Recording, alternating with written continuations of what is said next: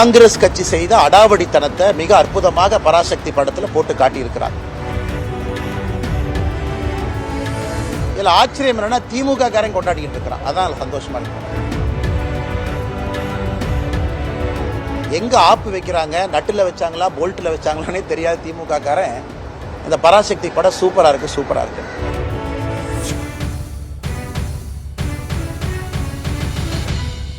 ஒரு மொழிகளும் எப்படி இருக்க வேண்டும் என்கின்ற வரைமுறை கொண்டு வந்திருந்தார். பேசக்கூடிய மொழி எது, அபிஷியல் லாங்குவேஜ் எது, கம்யூனிகேட்டிவ் லாங்குவேஜ் எது, மத்திய அரசுக்கும் மாநில அரசுக்கும். கொஞ்ச நாள் கழிச்சு லிங்க் லாங்குவேஜாக எது வரும் என்று காங்கிரஸ் 1950 தீர்மானிச்ச ஹிந்தி. அது 1965 ஹிந்தியை திணிக்க ஆரம்பித்து எல்லோரும் ஹிந்தி கற்றுக்கொள்ள வேண்டும் என்று காங்கிரஸ் கட்சி செய்த அடாவடித்தனத்தை மிக அற்புதமாக பராசக்தி படத்தில் போட்டு காட்டியிருக்கிறார். அதனால் பராசக்தி படத்தினுடைய மொத்த குழுவினருக்கும் என்னுடைய மனமார்ந்த வாழ்த்துக்கள். அக்கா சுதா கொங்கரா அவர்களுக்கு, அருமை சகோதரர் சிவ கார்த்திகேயன் அவர்களுக்கு என்னுடைய வாழ்த்துக்கள். தமிழக மக்களுக்கு மறுபடியும் ஒரு முறை இத்தனை ஆண்டுகள் கழித்து காங்கிரஸ் செய்த துரோகத்தை படம் பிடித்து காட்டியதற்கு. இதுல ஆச்சரியம் என்னன்னா திமுக காரன் கொண்டாடிட்டு இருக்கிறான். அதான் சந்தோஷமா இருக்கு. எங்க ஆப்பு வைக்கிறாங்க, நட்டுல வச்சாங்களா போல்ட்ல வச்சாங்களானே தெரியாது திமுக காரன். இந்த பராசக்தி படம் சூப்பரா இருக்கு, சூப்பரா இருக்கு. காங்கிரஸ் கட்சி எப்படி மக்கள் 2008 2009 இலங்கையில் இனப்படுகொலைக்கு பிறகு மேலேயே வராம துரத்துனாங்களோ, காங்கிரஸோடு யாரெல்லாம் கூட்டணி வைக்கின்றார்களோ 2026 சட்டமன்ற தேர்தலில் பராசக்தி படம் திமுகவினுடைய முரசொலியாக அவர்களை அதே வீழ்த்தும். அதனாலதான் பேரு தீ பரவட்டம்னு அவங்களே வச்சுக்கிட்டாங்க. தீ வச்சிங்கன்னா முதல்ல வீட்டை தானே பிடிக்கும். வீட்டுக்குள்ள தீ வச்சா முதல்ல சொந்த வீட்டை பிடிக்கும், கூரையை பிடிக்கும், அந்த வீட்டுக்காரங்களை சுடும். அதனால் இந்த பராசக்தி படம் முதல்ல திமுக என்கின்ற வீட்டை சுடட்டும், காங்கிரஸோடு கூட்டணியில் யாரெல்லாம் இருக்கிறாங்களோ உங்க கூரையில தீ பரவட்டும். அதனால தீ பரவட்டும் நல்லா வச்சிருக்கிறாங்க. நான் இதுக்கு இன்னும் ஒரு வாரத்தில் நம்முடைய முதலமைச்சர் இந்த படத்தை பார்த்துட்டு ரிவ்யூ போடுறதுக்காக வெயிட் பண்ணிருக்கேன். நம்முடைய முதலமைச்சர் அவர்கள் வரக்கும் போல படத்தை பார்ப்பாங்க, கூட 4 பேர் உட்கார்ந்துருப்பாங்க, கட்டி பிடிப்பாரு, முத்தம் கொடுப்பாரு, இதை பார்த்து கண் கலங்கிட்டேன், நெகிழ்ச்சி அடைஞ்சிட்டுன்னு சொல்லுவார். அந்த காட்சிக்காக பார்த்துக்கிட்டு இருக்கேன். அதனால் நல்லா இருக்கட்டும், எல்லா மக்கள்லாம் போய் நல்லா பாருங்க. பார்த்துட்டு காங்கிரஸ் யாரோடு கூட்டணியில் இருக்கிறாங்களோ அந்த வாக்குச்சாவடி பக்கம் போய் ஓட்டு போடுறதுக்கே போயிடாது. ஏன்னா அவங்க என்னென்ன அநியாயம் செஞ்சாங்கன்னு அந்த படம் சொல்லுது. எல்லோரும் பார்க்க வேண்டிய திரைப்படம். ஏங்க வேலை இல்லாமல் 2 பேர் சுத்திக்கிட்டு இருக்கிறாங்க. அங்கே பார்த்தீங்கன்னா ஆதித்ய தாக்கரே, ராஜ் தாக்கரே, இவங்கெல்லாம் யாருங்க? அங்கிருந்து என்னை மிரட்டிக்கிட்டு இருக்கானுங்க. நான் பெருமைப்படுறேன். ஒரு விவசாயினுடைய பையன் இன்னைக்கு தாக்கரேவனுடைய கோபத்தை நான் சம்பாரிச்சிருக்கிறேன். எனக்கே அது ஆச்சரியம்தான். எங்கள் அப்பா படித்தது 10வது, அம்மா படித்தது 6வது. எல்லாம் இத்தனை நாளாக ஆடு மாடு தான் மேய்ச்சிட்டு இருந்தாங்க. இப்போ உடம்பு சரியில்லை, ஆடு மாடு மேய்க்கிறதுல அந்த ஆடு மாட்டை நான் மேய்க்கிறேன். இன்னைக்கு தாக்கரே நேற்று கூட்டம் போட்டு ஆயிரக்கணக்கான நபர்களை போட்டு அந்த ராஜ் தாக்கரே, உத்தவ் தாக்கரே, ஆதித்ய தாக்கரே மேடை போட்டு என்னை அங்கிருந்து திட்டுறானுங்க. அந்த அளவுக்கு நான் வளர்ந்துட்டேன்னா, அந்த அளவுக்கு ஒரு விவசாயினுடைய பையன் இன்னைக்கு மும்பையில் அவனுக்கு கூட்டம் போட்டு திட்டுற அளவுக்கு நான் உயர்ந்துட்டேனான்னு தெரியல. அதனால் இந்த பாலா சாஹேப் தாக்கரே அவர்கள் மீது மிகப்பெரிய மரியாதை நான் வைத்திருக்கின்றேன்.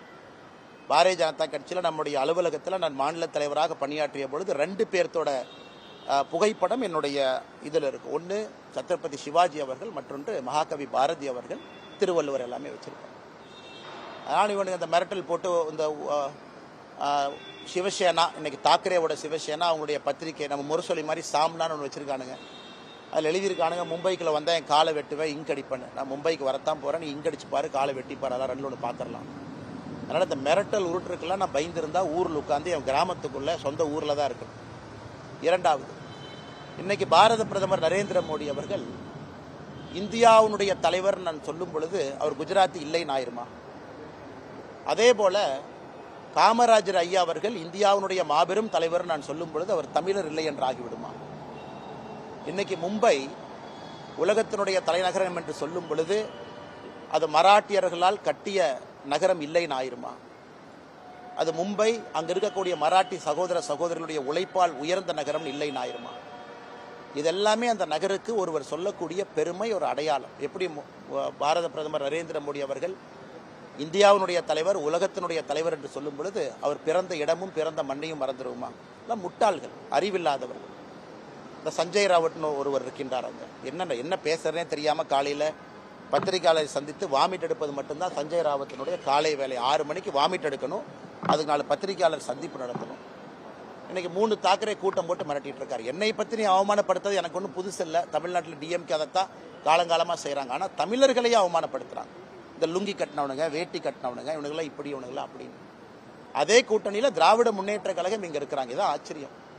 அதனால் அது திமுக தமிழகத்தில் இருக்கட்டும், அங்கே இருக்கக்கூடிய இன்னைக்கு இருக்கக்கூடிய இந்த உத்தவ் தாக்கரே, ராஜ் தாக்கரே, ஆதித்ய தாக்கரேவாக இருக்கட்டும், இவர்கள்லாம் மிரட்டி மிரட்டி தான் அவங்க பிளப்பை ஓட்டிக்கிட்டு இருக்கிறாங்க.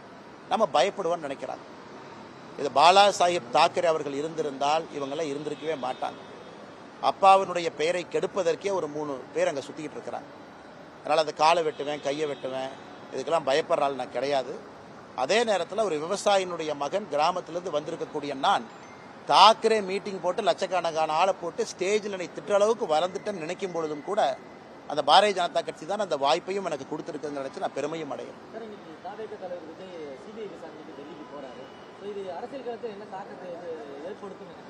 தெரியலீங்கன்னா சிபிஐ வந்து விசாரணை கூப்பிடுறாங்க. திரு விஜய் அவர்கள் விசாரணைக்கு போயிருக்கிறாங்க, சம்மன் கொடுத்துருக்குறாங்க. போய் எல்லாருமே அவங்க கருத்தை சொல்ல போகிறாங்க. ஒரு சம்மன் கொடுக்கறனால யாரும் குற்றவாளி ஆக போவது கிடையாது. நமக்கு சம்மன் கொடுக்குறாங்க, போகிறோம், சில வழக்குகளை பேசிட்டு வர்றோம், அதெல்லாம் ஓகேங்கண்ணா. அதனால் முறைப்படி சம்மனுக்கு முறைப்படி அவங்க ஆஜராகிறாங்க. இதில் நான் எதுவும் உள்ளே போந்து நான் கருத்து சொல்ல விரும்பலை. அதனால் நல்லபடியாக போயிட்டு வரட்டுங்கண்ணா. இடி, சிபிஐ, இன்கம் டேக்ஸ் டிபார்ட்மெண்ட் இதை தொடர்ந்து இந்த சென்சார் போர்டும் இப்போ பிஜேபியோட கைப்பாக செயல்படுது. ஜனநாயக விஷயத்தில் எம்.கே. ஸ்டாலின் அவர்களுடைய ட்வீட் அது அண்ணா, என்னை கேட்டிங்கன்னா நானும் ஜனநாயகனுடைய படத்திற்காக எதிர்பார்த்து காத்திருந்த நிறைய ரசிகர்களில் நானும் ஒருவன் தான். நல்ல திரைப்படம், நல்ல நடிகர்கள் நடிக்கும் பொழுது சமீப காலமாக நானும் நிறைய திரைப்படத்தை பார்க்கின்றேன், கருத்து சொல்கிறேன், பேசுகிறேன். ஏன்னா ஒரு திரைப்படம் என்பது ஒரு வெறும் நடிகர் மட்டும் உருவாக்கக்கூடிய ஒரு விஷயம் கிடையாது. லட்சக்கணக்கான நபர்கள் பின்னாடி இருக்கிறாங்க, எல்லாரும் சேர்ந்து பண்ணுறாங்க. ஆனால் ஜனநாயகத்தை பொறுத்தவரை அது சிபிஎஃப்சி அவங்க ஏதோ சொல்கிறாங்க, இது ஏதோ எடிட்டிங் பண்ணும், கட்டிங் பண்ணும், அது இதுன்னு ஸ்க்ரீனிங் கமிட்டி, அது ஏதோ தேவையில்லாத எங்கெங்கேயோ போயிட்டு இருக்குங்கண்ணா. அதனால் நானும் உங்களை போன்ற ஒரு சாதாரண மனிதராகத்தான் இந்த சிபிஎஃப்சி, இந்த ஜனநாயகன் படக்குழு, ப்ரொடியூசர் அவங்கள நான் பார்த்துட்டு இருக்கேன். ஆனால் இந்தியாவில் எப்பொழுதுமே கோர்ட் இருக்குது, அப்பீல் மெக்கானிசம் இருக்குது, பல வழிமுறைகள் இருக்குது, எல்லாமே இருக்குது. ஆனால் நான் இதை வந்து இப்படி பண்ணிட்டாங்க, அப்படி பண்ணிட்டாங்க, இது எல்லா திரைப்படமும் அது கடந்து வர்ற பாதை தான். சில திரைப்படத்தை வரும்போது இவ்வளோ கட் பண்ணுங்க, யூபைஏவை யூவா வச்சுக்கன்னா சொல்கிறாங்க. என்னை கேட்டிங்கன்னா நானும் நிறைய பேர்த்த போல ஜனநாயகம் படத்துக்காக காத்திருக்கக்கூடிய ஒரு மனிதனாகத்தான் நானும் இருக்கேன். படத்தை பார்க்காம எது தப்பு சரின்னு அப்படி சொல்ல முடியும். பராசக்தியை பற்றி நீங்கள் கேட்டீங்க, நான் கருத்தை சொல்லிட்டேன். நல்ல படம், நல்ல ஒரு முக்கியமான கருத்து சொல்லியிருக்கிறாங்க. அதை வந்து திமுகவும் காங்கிரஸ்காரங்களும் கட்டாயமாக பார்க்கணுங்கிற என் கருத்தை சொல்லிட்டேன். அதனால் ஜனநாயகம் படம் வெளியிடும் பொழுது நிச்சயமாக அதை பார்த்துட்டு நான் சொல்கிறேங்கன்னா, அதுவரை நிறைய விஜய் ரசிகர்கள், நிறைய சினிமா படத்தினுடைய ரசிகர்கள், நல்ல சினிமா வேண்டும் என்று நினைக்கக்கூடிய மனிதர்களைப் போல நானும் அந்த படம் வரட்டும் என்று காத்துக்கொண்டேன். தமிழக சட்டமன்றத்தில் திமுக செயல்பாடுகள் எவ்வளவு மாற்றம் போடுது? ஆனால் ஒரு ஆட்சி என்று சொல்லும் பொழுது நிறை குறை என்று சொல்வார்கள்.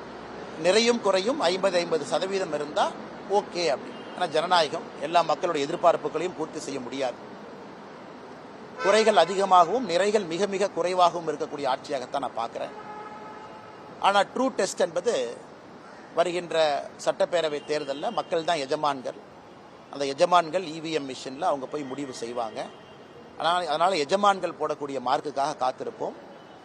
நிறைய குறைகளும் கொஞ்சம் நிறைகளும் இருக்கக்கூடிய ஆட்சியாகத்தான் இந்த 4.5 ஆண்டு கால திராவிட முன்னேற்ற கழகத்தினுடைய ஆட்சி நான் பார்க்குறேன். ஆனால் மார்க்கு போட தகுதியானவங்க நம்முடைய எஜமான்கள் மக்கள். என்னை போன மனிதர்கள்லாம் மார்க் போட்டால் அது சரியா இருக்காதுங்க.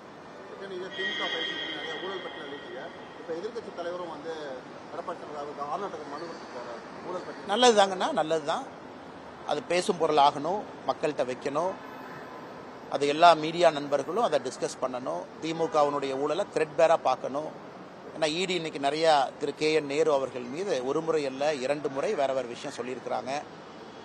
அது இன்னைக்கு தான் உப்புக்கு சப்பானியா DVSC, department of vigilance and anti corruption, அதுக்கு ஒரு நேம் சேக் ஒரு FIR போட்ட மாதிரி தெரியுது. அதுவும் இன்னும் மீடியா நண்பர்களுக்கு அவங்க ரிலீஸ் பண்ணல, அதுவும் பொதுவெளியில் வரல என்ன பண்ணியிருக்காங்கன்னு. அதனால் மக்கள் இதெல்லாம் பார்த்துக்கிட்டு இருக்காங்க. ஏன்னா பல்வேறு அமைப்புகள் வெளியிருந்து சாதாரண நபர்கள் எல்லாருமே இன்னைக்கு ஊழலை பற்றி பேசுகிறாங்க. அதனால் நிச்சயமாக இது பேசும் பொருள் என்று சொல்வதை விட சாதாரண மனிதர்களை பாதிக்கக்கூடிய ஒரு பொருள். அதற்காக காத்திருப்போம். மக்கள் என்ன சொல்கிறாங்க, மக்கள் எப்படி இதை பார்க்குறாங்கன்னு. என்னை பொறுத்தவரை ஊழல் என்பது சாதாரண மனிதனுடைய நார்மல் வாழ்க்கையை தொட ஆரம்பிச்சிருச்சு. அதனால் நிச்சயமாக அது இவிஎம் மிஷினில் அவங்களுடைய கருத்தை அவங்க தெரிவிப்பாங்க.